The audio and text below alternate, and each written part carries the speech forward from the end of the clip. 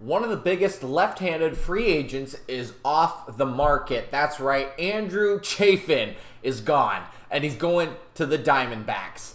This is interesting, ladies and gentlemen. There's a lot to unpack here. Let's be honest. First, Andrew Chafin is headed back to his roots, where he started in the major leagues with the Arizona Diamondbacks. The Arizona Diamondbacks are such an interesting team. We do not talk about them enough, I think, as an MLB community. But at least on this channel, we might have mentioned them once or twice. Andrew Chafin, the left-hander, is going back to Arizona right in time for the Super Bowl. So maybe he'll get to, if he can pack his bags quick enough, he might be able to catch the game. But it's true. The bigger left-hander, I would say, out of like the top three, like I said, there was like three guys really that were left that could have gone to the Padres. We made a video on that a couple of months ago. Even like 2 days ago, there were like three left-handers that the Twins could have gotten. But now Andrew Chafin is gone, right? So that only leaves there were already a few. It leaves even less for these big name teams, the Twins, the Cubs, the Blue Jays, all of these teams to go get a lefty reliever. And I think that is going to drive the price up of trade talent. Of course, maybe even, as the season starts early, but of course closer to the trade deadline later this season. So let's jump right into Andrew Chafin and his stats. I know I've mentioned it a few times already, so we'll try to be kind of quick with it. I don't think he is the best lefty out there. I'll be straight up with that. Like, as a Twins fan, if you would have said Andrew Chafin's going to the Twins, I would have said, okay, great. But I don't think he is the guy anywhere, right? He is not going to make or break any team, which is probably a good thing, especially on the breakage side of it. He is going to be a solid reliever, right? I wouldn't say he's a solid guy, but he is going to give you innings. He's going to strike some guys out, and he is going to be a lefty in the bullpen. That is what you need, right? He had a .3 WAR this last season. 7 in his career. He's played for 9 years, so about a 1 WAR per player. He's bounced around a lot as of late. Ended up with Detroit in 2022, where he won 2 games, lost 3 games, had the ERA under 3. I think that's the biggest thing that he provides, is he's going to have a relatively low ERA. His career ERA is 3.23. He also had 3 saves last year in 57 1/3 innings. Also struck out 67 with a whip just over 1.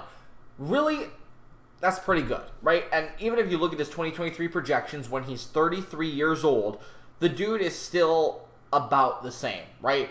Giving up about a hit per inning, striking out about a guy per inning, and that whip is right around 1.1. The ERA, roughly about 3. I don't think you can ask too much from this guy, right? You're not getting, I don't even know who the top left-hander reliever is in baseball right now. You're not getting a prime Aroldis Chapman, let's put it that way. You are getting a guy who will throw 60 innings in 60 games this year, play a third of the games. Maybe he stays with the Diamondbacks. Maybe this is a trade piece, right? We'll talk about the roster in a second and why I think this is an interesting move, but he's going to be a guy who is there, right? And like I said, he is the lefty reliever in the bullpen. If you want to look at the roster for the Diamondbacks, I'll be straight up. I don't know a ton about the Diamondbacks here, so this is just kind of off of what I'm seeing. You've got a very young team, a team that will not win the NL West. There is no chance that they have a good enough team to even compete for the wild card. They might surprise you and not suck completely, but this is who you're rolling with, right? Rolling with an old Madison Bumgarner. You're rolling with Zach Davies and Zach Gallen, 2, I think, future stars of the game that'll be pretty good. That's pretty much the only names that I recognize, off the top of my head. You've got, I guess, Mark Melancon. He's an old guy. And then you go young, right? You've got, Ryan Nelson. You've got guys, Carlos Vargas.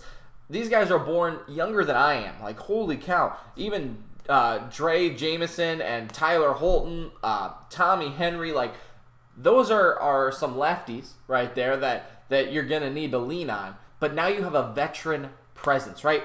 And from a pitching perspective with the Diamondbacks, like I said, he is not going to make this team, but he does have a veteran presence, and I think that's what's important with a team like the Diamondbacks. On the other side of things, they have they don't have a ton on their offensive list. They have Carson Kelly, who is going to be, again, a future star in this game. I didn't know they signed Evan Longoria. That's on me. But Evan Longoria, is he their most veteran infielder, I guess? He's an old guy too now. Holy cow. But Seth Beer, I hope he's good. He's a big Clemson guy. Nick Ahmed, Ketel Marte, like, they have some recognizable names. And obviously, if you're a Diamondbacks fan watching this, you kind of know this. But are they competing against the Dodgers? Are they competing against the Padres? Are they even competing against the Giants? Absolutely not. But you have places to work, right? Corbin Carroll, like, that is a guy who is going to be, I think, the franchise player, after he gets a couple of seasons. That's good. That's like the only guy. Gurriel Jr., that's about it. Like, I just listed every single person that I know on the Diamondbacks. And the point about bringing Chafin there, I think outside of that's where he was from and, like, started in his league, like, they're going to still be a fourth place team. But now they have pieces, right? They have pieces to be good in the future. They have pieces to trade away at the deadline. And maybe that's what they want to do, right? Again, like I said, I don't know a ton about the Diamondbacks, but they look to me like a team that is preparing for the future, and if it doesn't really work out, let's start shipping some guys out. Miami is the same exact way, right? Let's build some guys up. They have some really good outfielders. They have some really good young pitchers.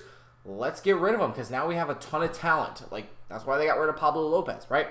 So that is why I think that this is a good move for the Diamondbacks, because it allows them to be somewhat competitive, get some veteran experience on that pitching staff, and he's going to be solid, right? Andrew Chafin's going to be a solid contender who will do what he needs to do.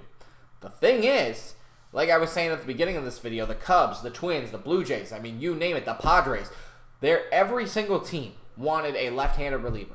They do not have him now. Now it is on the Diamondbacks, which again skyrockets, I think, his value, skyrockets a ton of other left-handed relievers' values. It also makes the free agency market even more competitive for Matt Moore, for Brad Hand. I mean, like, Brad Hand was not in the conversation, I think, 3 weeks ago.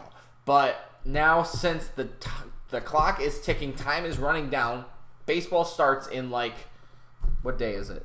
The 11th? Pitchers and catchers report this week. Like, it is crazy to see the tightness of, like, the urgency, I should say, of these MLB teams needing to make moves.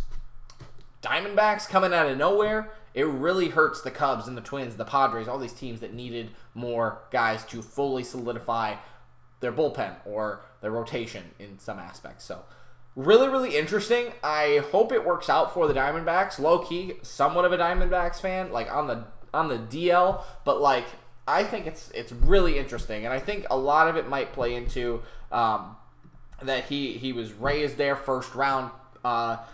He got his start there, and they probably offered him some good amount of money to come back, but that's obviously just speculation. So we'll have to see how this pans out, but hopefully you guys did enjoy this video. Thanks for watching, and if you did enjoy it, make sure to leave a like and subscribe. Of course, we'll see you next time. Peace.